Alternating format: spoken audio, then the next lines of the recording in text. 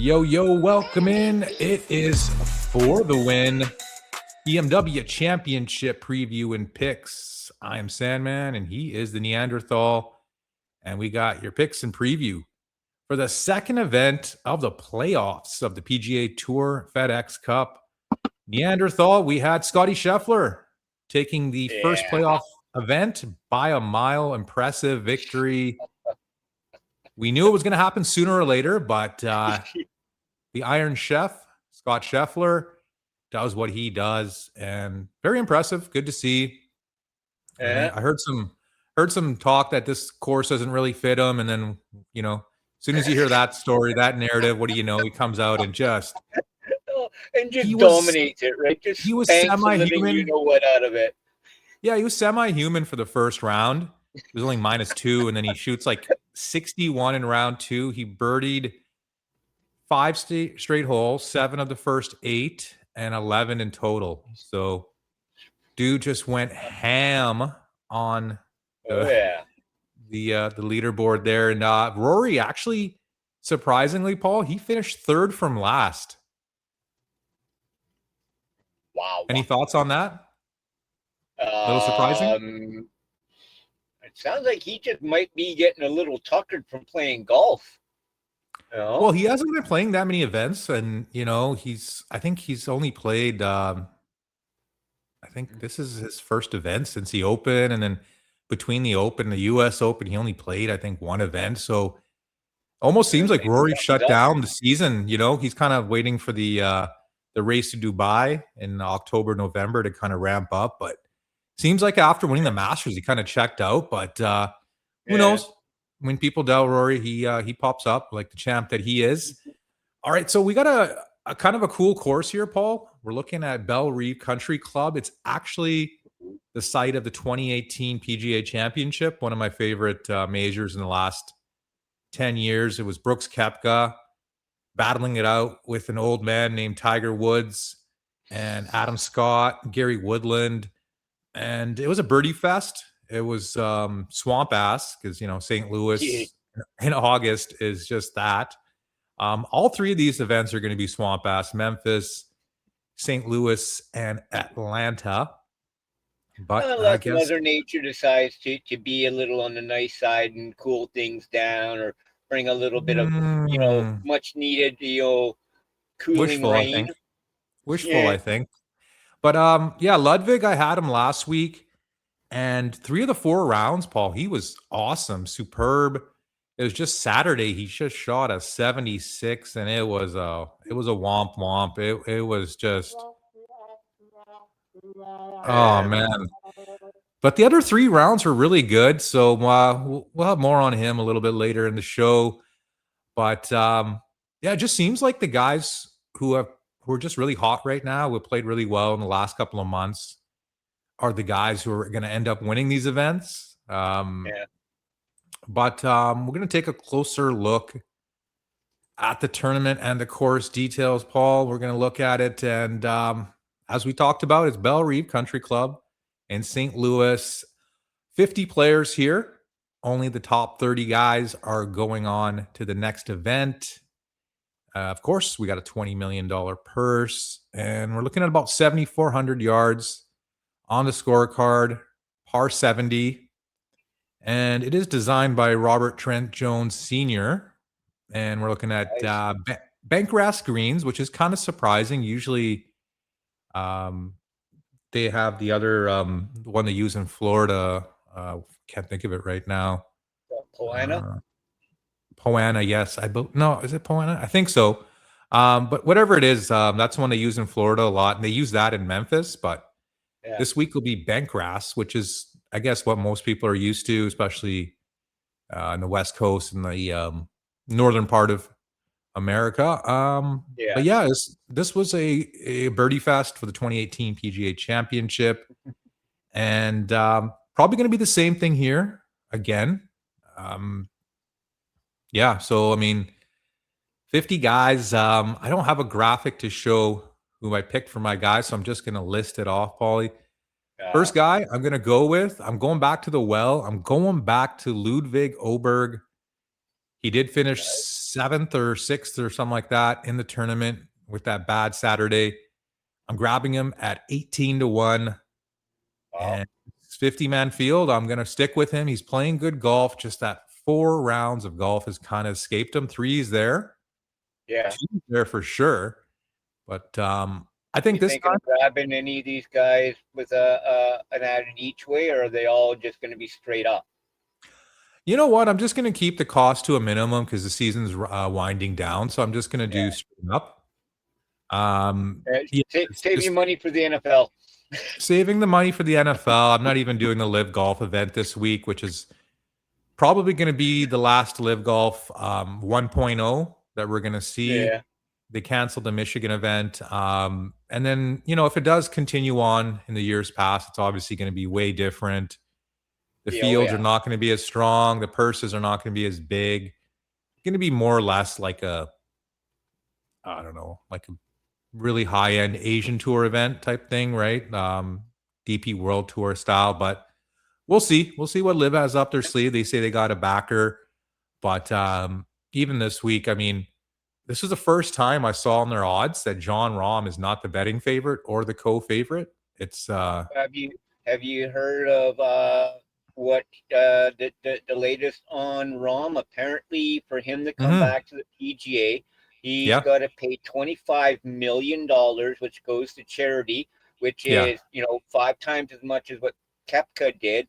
But then he does have to go through a Kepka like yeah. I saw that. uh Yeah, period. Yeah, but he's yeah. getting penalized a hell of a lot harder than It's Kepka because is. I guess.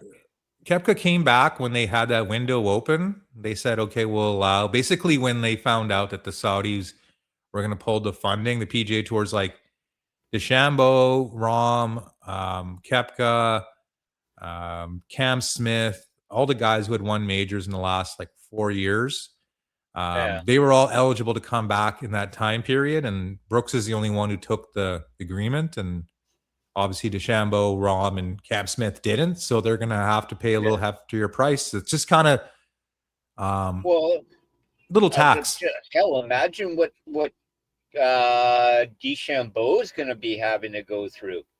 I Probably mean, the if this same is thing, but he's hoping to play Live Golf and play on the PGA Tour, which I don't see happening just because they've never yeah. allowed it, and I don't think they're magically going to.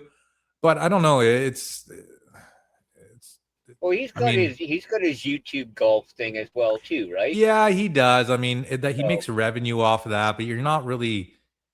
I mean, you're not really relevant in the pro golf circuit. Yeah, a lot of guys who just watch golf randomly will watch him. Not really like yeah. the diehard golf fans that actually go to Unless events. you're a diehard Bryson DeChambeau, unless you're a diehard bad fan, then Yeah. yeah, okay, yeah, you're definitely gonna watch it. But if you're just a casual golfer like you and me, Hmm. we've been around long enough. We've seen the big names. We've gone out and played. So Yeah. yeah, but for guys Hmm. like us, yeah, we know who he is. If we're flipping through and you know Yeah. happen to catch something, it's a little Exactly. interesting. We might watch it. If not, we'll just keep on going to find something that we want to see. Exactly, Paul. So Ludwig is my first pick at 18-1. Second pick Nice, I'm going with is the US Open champion, Wyndham Clark.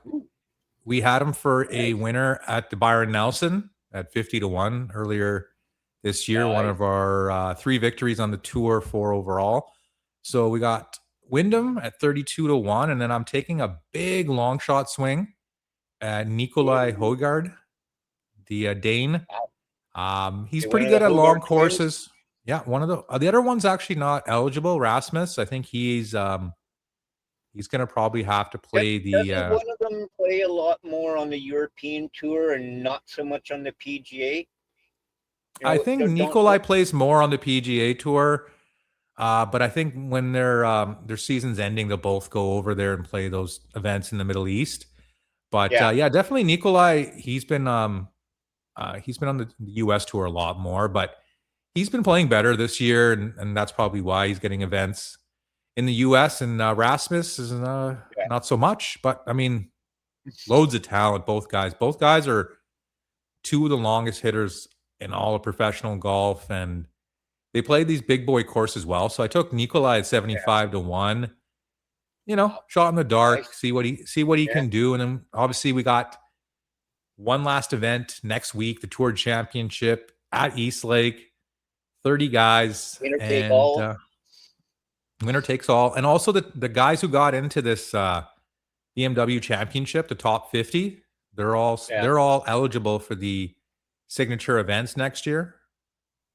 Sweet. So next year will be the last year of the signature events, and then 2028 we will get no signature events. We'll have all the fields will be 110, 120 or more, which I've been waiting for, and not a lot of golf hardos have been waiting for as well. So they're also splitting up the PGA between like their Champions League and then the tier 1, tier 2 trying to make it. Yeah. So they've got that good. It's confusing because the European Tour, they have their Corn Ferry is called the Challenger Series, and then if the PGA Tour has like a secondary tier series called the Contender Series or whatever, right? It's kind of a little confusing, right? So I hope they switch up the names and don't call it Championship and Contender, because it's kind of lame. But I think what do you think of that setup? Do you think it's gonna? I don't mind it. They kind of already have it, Paul. If you think about it, like even in the Tiger era, like the guys who played the World Golf Championships, they were kind of in the tier 1 events. The guys who got into the majors and the World Golf Championships, they were all kind of tier 1 or whatever championship you want to call it. And the other guys who couldn't, the guys who had to play, the John Deeres of the world and those type of tournaments, those guys were always like tier 2 guys. But if they played well, the opposite tour event, like you can't play at the Open, so you're playing in Puerto Rico, exactly, sort of thing. You don't get as much money. You still get golf points and stuff like that, but it's not as 100%. prestigious as playing in like any, like you can Paul. go and play in at like Pebble Beach or something like that. You hit it, you nailed it right on the head. So I'm pumped up. This is going to be the second last event. Next week is the last event, and I think there's going to be one fall series event in September. It's in North Carolina. It's a new event, the Biltmore Classic, something like that. So that'll be cool. And then next year's majors, Paul, just another quick reminder. We're looking obviously at Augusta National for the Masters. We're looking at the Pebble Beach Golf Links for the U.S. Open. Sweet. Yeah. I'd love to go to that tournament next year. We'll see. And then the PGA Championship is actually it's after the Masters, so it's going to be at the new home course for the PGA Championship, PGA Frisco in Texas. So this is like the first major in Texas in probably like 50 years. Like they've never played there before, have they? I don't remember hearing that. No, it's a brand new course that was set up just to be the home, because the home of the PGA Championship I believe it was in Florida before, their headquarters. So they moved their headquarters to Texas, and they built this course that they're going to play every 5 years. So it's like their home course for the PGA Championship. But I mean, I don't know. I haven't seen too many pictures of it. It's supposed to be pretty wide open. I don't know if it's desert style, whatever it is, but that'll be interesting, right? And then obviously the Open returns to the old course at St. Andrews. So Pebble, St. Andrews, Augusta National, and this new course, PGA Frisco. So pumped up for all of that. I want one of the. I want them. I would love it if the PGA Tour went back to